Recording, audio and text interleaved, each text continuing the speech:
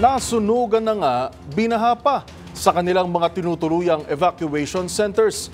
Yan ang mapait na sinapit ngayon ng nasa mahigit 200 mga bakwit sa Bacoor, Cavite na nasunugan lang nitong Agosto at ngayon ay binaha naman sa kanilang pansamantalang sinisilungan.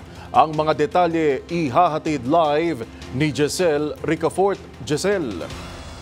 Yuel, hindi lang isa kundi dalawang magkasunod na dagok ang nasa ng mga bakwit sa Barangay Talaba-3 sa May Bacoor, Cavite. Matapos kasing masunugan itong August 7, doon sa Sitio Wawa, Barangay Zapote 3 ang mahigit 200 evacuee, binaha pa sa tinutuluyan nilang covered court na nagsisilbing evacuation site. Sa panayam natin sa hepe ng lupon ng barangay na si Grace Miranda, umabot ng hanggang 20 baha sa evacuation center nitong kasagsagan ng Bagyong Enteng. Kaya mga bakwit na wala nang naisalba sa sunog, lalong nasimot yung mga bagong pundar na gamit dahil sa kalamidad. Sa kahimbingan kasi ng tulog, mabilis na pinasok ng baha ang mga tent ng mga bakwit na ngayon inilipat at nanunuluyan naman sa evacuation center sa Barangay Molino 1. Kaya ang panawagan nila ngayon sa lokal na pamahalaan, tulungan naman daw sila sa permanenteng relokasyon.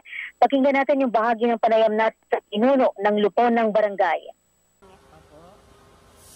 Sila po nung nilikas dito nung nasunugan ng August 7, 2024 at hanggang umabot po sila ng mag-iisang buwan pero inabot pa rin ng baha.